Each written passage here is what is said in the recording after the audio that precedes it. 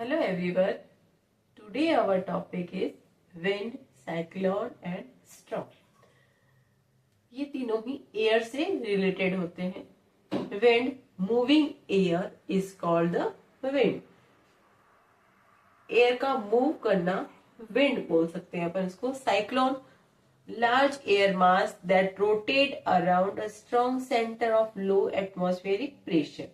means जब air round में घूमती है बहुत ही स्ट्रॉन्ग सेंटर के अंदर और लो एटमॉस्फेरिक प्रेशर में, तो उसको अपन साइक्लोन्स कहते हैं.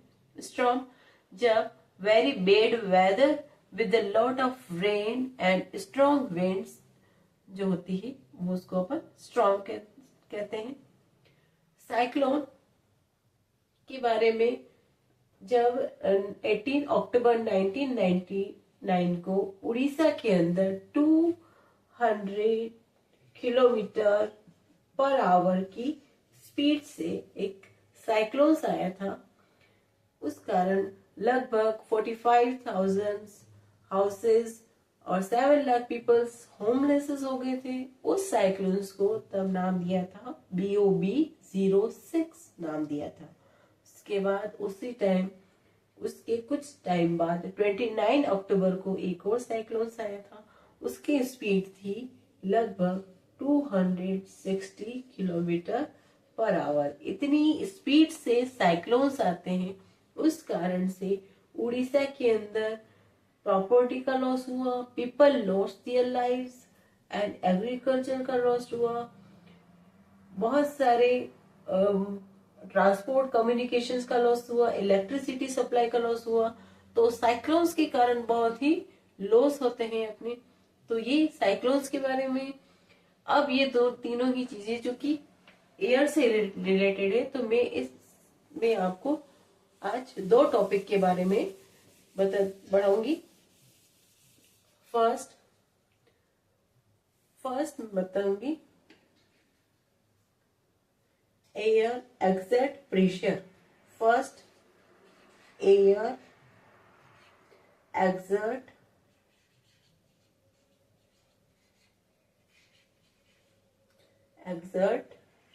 प्रेशर मीन्स वायु दाब डालती है. तो इसको समझने के लिए अपन कुछ एग्जांपल्स ले लेते हैं. फर्स्ट ऑफ ऑल, मैं अगर एक टीन का कैन लेती हूँ, टीन का कैन लेके उसको हीट करते हैं अपन और उसको हाफ ऑफ वाटर से भर के उसको अगर गर्म करते हैं, तो जो पानी जो होता है, जो वाटर होता है, वो वाटर वेपर में चेंज हो जाता है और वो जो टीन का जो बॉक्स होता है वो पूरी तरह से एयर टाइट हो जाता है. एयर टाइट होने के बाद में अपन उस टीन के डिब्बे को अलग से अगर नीचे रखते हैं, ध्यान से अगर नीचे रखते हैं और इसके ऊपर अपन डालते हैं कोल्ड वाटर को डालते हैं, तो जो टीन का जो शेप है वो क्या हो जाएगा, कंप्रेस हो जाएगा, मतलब वो दब जाएगा. तो उसकी जो शेप होगी वो चेंज हो जाएगी. तो ये जो है वो प्रोसीजर भी किस कारण होता है, ये भी एक होता है एयर जो प्रेशर डालती है, एग्जर्ट प्रेशर डालती है, उसके कारण ऐसा उसका शेप चेंज हो जाता है. कुछ और एग्जांपल्स हैं, जैसे पतंग जो अपन कॉमनली उड़ाते हैं, तो जहां जिस तरफ हवा का रुख होता है, जिस तरफ वायु का जो रुख होता है, उस तरफ अगर पतंग उड़ती है तो आसानी से आराम से उड़ जाती है. अगर बोटिंग की बात करते हैं तो भी एयर का जिस तरफ रुख होता है उधर आसानी से बोटिंग की जा सकती है. साइकिल की बात करते हैं तो साइकिल भी उस तरफ आसानी से चला सकते हैं जिस तरफ की हवा का रुख होता है. उसके अगर अपोजिट साइड में चलाते हैं तो हर जो भी अगर अपन वो सारी चीजें करना आसान नहीं होता है. तो ये सारे ही कारण हैं कि ऐसा क्यों होता है. तो ये सारे ही कारण यही है कि एयर एग्जर्ट प्रेशर, हवा दाब डालती है, जिसके कारण ही ये सारी चीजें होती है. तो ये सभी चीजें इसी के अंदर अपन रख सकते हैं. तो इससे रिलेटेड आप क्वेश्चन जो आते हैं उनका जो कारण है वो आप बता सकते हैं कि किस कारण से ये चीजें होती है. सेकंड थिंग इज मैं बताती हूँ कि अब फर्स्ट ऑफ ऑल अगर अपने दिमाग में ये चलता है कि हवा कैसे चलती है या हवा मूव कैसे करती है। तो उसको पढ़ने से पहले पहले दूसरा टॉपिक जो मैंने बताया था आपको कि एयर एक्सपांडेड हीटिंग, दूसरा टॉपिक था एयर एक्सपेंडेड हीटिंग। तो इसको पढ़ने से पहले मैं आपको ये चीज बताऊंगी कि हवा जो होती है वो कैसे मूव करती है। फर्स्ट ऑफ ऑल अपन एक एग्जांपल लेते हैं।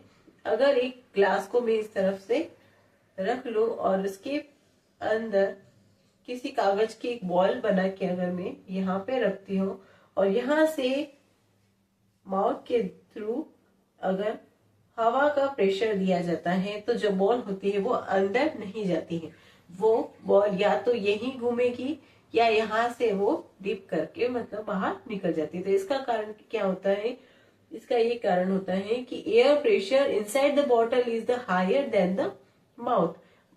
बॉटल के अंदर का जो प्रेशर है वो बहुत ज्यादा होता है बाहर के बनिस्पत, तो जो जो ये वॉल होगी वो बाहर की तरफ गिर जाती है। तो जहां पर प्रेशर ज्यादा होता है वहां पर, जहां पर एयर का प्रेशर ज्यादा होता है तो वहां पर क्या होता है, उसकी स्पीड कम हो जाती है। तो आपको इसको आसानी से समझ सकते हैं। अब एक और एग्जाम्पल से मैं बता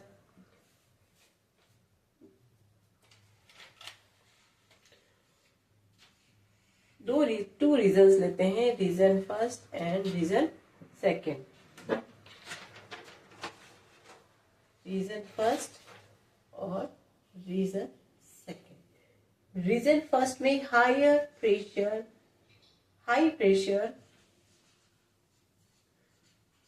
प्रेशर होता है एयर का, यहाँ पर एयर का हाई प्रेशर होता है, यहाँ पर एयर का लो प्रेशर होता है, लो प्रेशर होता है। तो एयर जो होती है वो हाई प्रेशर से लो प्रेशर की तरफ ही मूव करती है। तो एयर का जो मूव होता है वो हायर प्रेशर से लो प्रेशर की तरफ ही मूव करती है। तो we see that the increase wind speed is the increase accompanied by the reduced air pressure। जैसे जैसे विंड की जो स्पीड होती है वो इंक्रीज होती है, वैसे वैसे उसका जो प्रेशर होता है वो रिड्यूस होता है। तो हाई प्रेशर से लो प्रेशर की तरफ एयर मूव करती है। अब इसका जो सेकंड टॉपिक है वो भी रिलेटेड है इससे, कि एक क्वेश्चन आता है how are the pressure different create in the nature. Nature में वो डिफरेंट कैसे क्रिएट करता है, तो इसका एक ही कारण है, टेम्परेचर के through. Air expanded heating, air को अगर गर्म करते हैं तो एक्सपांड करती है, मतलब फैलती है। तो एयर एक्सपांडेड हीटिंग, तो इसका एग्जांपल में हॉट एयर बैलून के थ्रू बताऊंगी। अगर हॉट एयर बैलून्स में जब अपन बैठते हैं तो उस एयर बैलून्स में नीचे से ऊपर की तरफ उसको हीट किया जाता है। हीट करने पर वो जो एयर होती है वो उसके अंदर की जो एयर होती है वो गर्म हो जाती है। गर्म एयर हमेशा ही हल्की होती है। हल्की होने के कारण जो हॉट एयर बैलून्स होते हैं वो आसानी से ऊपर उड़ते हैं। ऊपर जाने के बाद वो बस उसका यूज कर सकते हैं। तो जो भी हवा का जो एयर का जो मेन सोर्स है वो होता है कि हवा हमेशा ही जब उसको हीट किया जाता है तो वो फर्स्ट ऑफ ऑल एक्सपांड होती है, और दूसरा कारण है कि वो हल्की हो जाती है। हल्की होने के कारण ही वो एक्सपांड होती है और ऊपर की तरफ मूव करती है।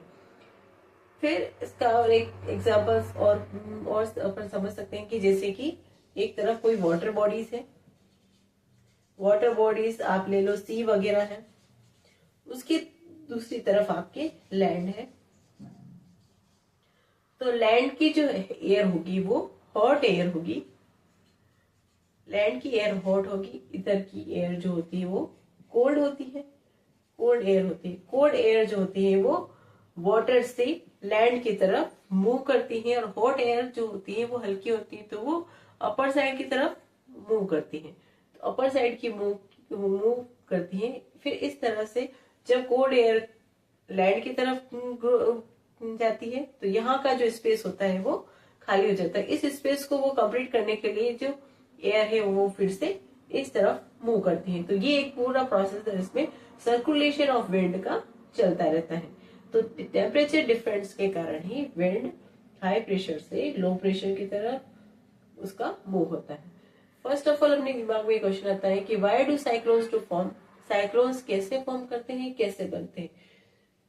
The ocean water need to be warm, जब समुद्र या ओशियंस का पानी जो होता है वो गर्म हो जाता है। गर्म होना चाहिए मतलब 26 डिग्री से ऊपर, 26 डिग्री से ऊपर अगर गर्म हो जाता है तो गर्म होने के बाद वो इवोपरेट करता है। इवोपरेट करने के बाद क्लाउड्स बन जाते हैं।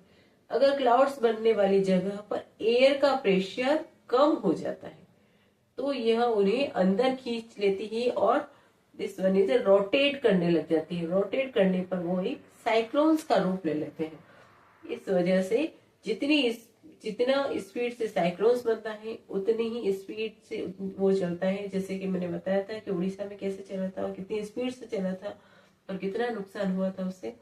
तो जो साइक्लोन्स बनते हैं वो इसी कारण बनते हैं, ओशियन से ही स्टार्ट होते हैं। तो the ocean water need to be warm at the least 26 degrees Celsius above the warm ocean water, evaporate and form clouds.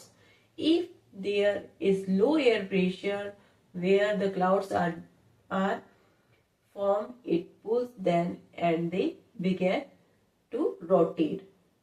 तो ये वीडियो आपको अच्छा लगा होगा। नेक्स्ट वीडियो में इसी टॉपिक को नेक्स्ट आगे लेवल्स पे आपको पढ़ाऊंगी। Thank you.